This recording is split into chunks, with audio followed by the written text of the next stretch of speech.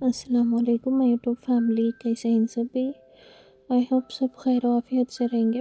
अल्हम्दुलिल्लाह फ़िलहाल अभी मेरी भी कंडीशन बेटर है। अल्लाह की फ़ज़ल से मैं भी अब सही हूँ, स्टेबल हूँ। अच्छा, तो मेरे व्लॉग्स के थोड़े बहुत क्लिप रहते थे अपलोड करने वाले, तो वो अपलोड करते।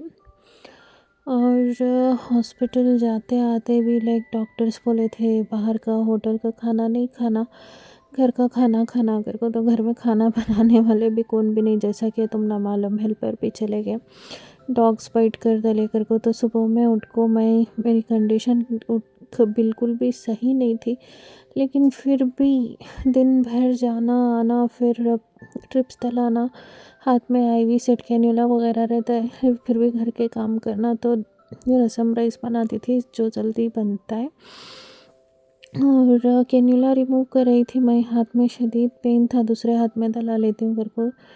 और मेरे एक्चुअली वेन्स नहीं मिलते हैं, बहुत ज़्यादा वीक, तो ऐसा स्वेलिंग वगैरह हो जाता है।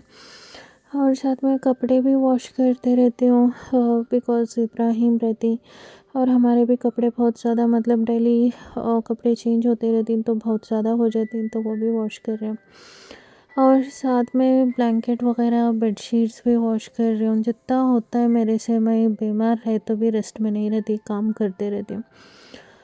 और यहाँ सूफ़ी को देख सकती हैं अब, सूफ़ी भी सैड हो गई। हमें दिन भर हॉस्पिटल में रहती, तो इनको टाइम देने नहीं हो रहा, तो इस वजह से सूफ़ी की ये हाल है।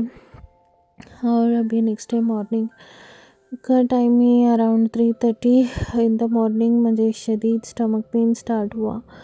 उसके बाद 6 o'clock तक मैं वेट करी, बाहर आई, वॉक करी, गर्म पानी पी, बहुत संभालने की कोशिश करी, नहीं हुआ। फिर अराउंड 10 o'clock दूसरे डॉक्टर को बात करें, हमने एक लेडी डॉक्टर की ज़रूरत है गायना की कर को, उन्होंने रेफ़र करे थे। तो यहाँ मैडम के पास आए, उन्होंने चेकअप करे, और इमीडिएटली जो है, जो जगह मैं रेगुलर चेकअप को जाती हूँ वो हॉस्पिटल को जाने बोले। तो यहाँ आने के बाद स्कैनिंग वगैरह हुआ, इन्हें एडमिशन लिख दिले। एडमिट होकर को एक तो घर से सडनली जस्ट चेकअप के वास्ते निकली थी, वहाँ से इमरजेंसी में यहाँ रेफ़र करे। इब्राहिम का पानी के बॉटल के अलावा एक चीज़ भी नहीं थी हमारे पास। बेबी सुबह को 9:30 बजे पानी पिए थे, सॉरी फीडर लिए थे, दूध पिए थे। शाम के 4 बजे हो रही, अब तक इब्राहिम पानी के ऊपर ही ब्रेकफास्ट करे थे। बेबी भी सुबह को दोपहर का खाना नहीं। यहाँ अब मेरा एडमिशन कराने, फ़ाइल बनाने हस्बैंड को नीचे भेजी, इब्राहिम तंग कर रही। हालांकि मैं खड़ने की भी हालत में नहीं हूँ, लेकिन फिर भी इब्राहिम को लेकर वॉक कर रही हूँ। बैठी तो बेड पर बहुत ज़्यादा रो रही, उनके अब्बू छोना कर को ज़िद कर रही। जाहिर सी बात है, बेबी 5 डेज़ से 4 to 5 डेज़ से उनके अब्बू के पास ही छीन, तो इब्राहिम मेरे से भी ज़्यादा कनेक्टेड नहीं है। अब उनके अब्बू होना कर को ज़िद करती, तो यहाँ उनको बहलाने की कोशिश कर रही हूँ। और यहाँ तो मैं देख सकती मेरी भी हालत, एक बुरखे में हूँ मैं। हालांकि जैसा बोल रही हूँ, मैं घर से इमरजेंसी में निकले थे, तो क्या भी लेको नहीं। अब एडमिट करते हैं तो चीज़ों की ज़रूरत पड़ती है। इब्राहिम फीडर लेती हैं, तो उनके वास्ते दूध वगैरह होना पड़ता है। और एडमिट होने के बाद मामा को कॉल करी, बेबी के वास्ते ज़रा दूध लेकर आकर को। ज़रा मामा का घर करीब पड़ता है शायद, वो भी 15 to 20 किलोमीटर दूर उनका घर। फ़ोन करने के बाद उन्होंने फिर हमारे एक और खाला को कॉल करे, जिसका उनका घर एक्चुअली हॉस्पिटल से थोड़ा नज़दीक पड़ता है। बेबी के वास्ते दूध बॉईल करो, मैं आपको लेकर जाता हूँ घर को। फिर खाला जो है दूध गर्म कर को, और कुछ भी होना तो बोलो कर को भी कॉल करे थे। और यहाँ एडमिट करे, इंजेक्शन ड्रिप्स लगाने के वास्ते गए। इंजेक्शन लगाने जाको हाथ देख सकती हैं कैसा स्वेलिंग हो गए। फिर वेन नहीं मिली आईवी सेट लगाने के वास्ते, वो यहाँ लगा को ही, जो कि मैं हाथ फोल्ड ही नहीं कर सकती। एक तो मेरा राइट हैंड पहले से फ्रैक्चर, तो उसमें भी कैन्यूला ऐसा लगा को ही, तो 24 आवर मैं मेरा हाथ जो है फोल्ड नहीं कर सकी, मूव नहीं कर सकी। शोल्डर से हाथ बहुत ज़्यादा पेन हुआ, बिकॉज़ मैं ऑलरेडी 5 डेज़ से इंजेक्शन ड्रिप्स में हूँ, तो मेरी बॉडी बहुत वीक हो गई। तो हस्बैंड थोड़ा बहुत हेल्प कर रही, हाथ दबा रही, फिंगर्स तक भी फोल्ड नहीं हो रहे मेरे।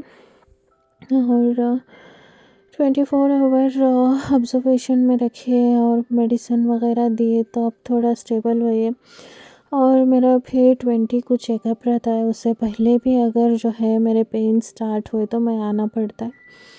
तो अब डॉक्टर के पास रिक्वेस्ट कर को डिस्चार्ज लिखा लेको जा रही हूँ, बिकॉज़ इब्राहिम के साथ जो है हॉस्पिटल में रहना मुश्किल। बेबी का नहाना धोना सोना कुछ भी नहीं होता, फ्लोर के ऊपर बेबी सोए थे, तो बहुत ज़्यादा अफसोस हुआ।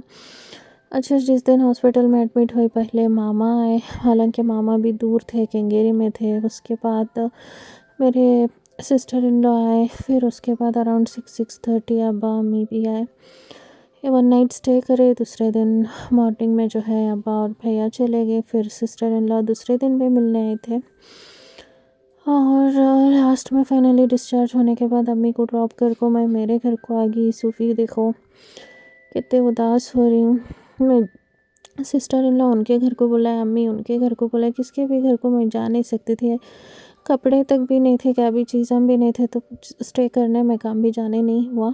ये सिस्टर इन लॉ आने के बाद मुझे भी कपड़े और इब्राहिम को भी कपड़े उन्हों जाको बाहर से शॉपिंग कर ले को लाको दिए। तब तक भी बुरखे में थी मैं। अच्छा, यहाँ हाथ देख सकती हैं कैन्यूला रिमूव करी तो हाथ की क्या हालत होगी है। तो अभी भी समझ में नहीं आ रहा क्या। एक तो डॉक्टर प्रिस्क्रिप्शन में बेड रेस्ट लिखी, बेड रेस्ट तो पॉसिबल ही नहीं इब्राहिम के साथ मेरे घर में अकेले। तो सोच रही हूँ क्या करना कैसा करना, अगर को कुछ भी नहीं समझ में आ रहा, तो दुआ की सख्त ज़रूरत है। दुआ ज़रूर से करो। अभी भी मेरी हेल्थ ऐसी नहीं है, मैं जैसा वीडियोस में दिखा रही हूँ चलना फिरना वगैरह, लेकिन मैं यहाँ डिस्क्लोज़ भी नहीं कर सक रही मेरे हेल्थ के बारे में। चाहने वाले के साथ साथ जो है मेरा बुरा चाहने वाले भी मेरे ब्लॉग्स देखते हैं, तो मैं उनके सामने जो है मैं क्या कमज़ोर हूँ, मैं क्या हूँ, मैं क्या हालत में हूँ, ये मैं बोलना नहीं चाह रही। तो मेरे सब्सक्राइबर्स है और व्यूवर्स से मैं इतना अच्छा रिक्वेस्ट करती हूँ कि मुझे ज़रूर से दुआ में याद रखो, मेरे हेल्थ बेटर हो जान दे और मैं पहले के जैसा स्टेबल होगा। मेरे ब्लॉग्स और मेरी डेली रूटीन और इब्राहिम का प्रॉपर के ये सब मैं करना चाह रही हूँ। बेबी बस 1 ईयर की ही, लेकिन बेबी को प्रॉपर केयर नहीं मिल रही मेरे हेल्थ इश्यूज़ की वजह से। तो प्लीज़ दुआ में ज़रूर से याद रखो। अल्लाह ताला मुझे लंबी ज़िंदगी अता करें दे, मेरे हालात को सही सलामत रखें दे, और बस कुछ भी नहीं। कब किसकी दुआ कबूल होती है मालूम नहीं, तो हो सके तो मुझे दुआ में याद रखो। अच्छा, तो ब्लॉग पसंद आया तो लाइक करो, शेयर करो, कमेंट करो और सब्सक्राइब करना बिल्कुल भी भूलो ना को। बेल नोटिफिकेशन पे ऑन कर लियो। अल्लाह हाफिज़।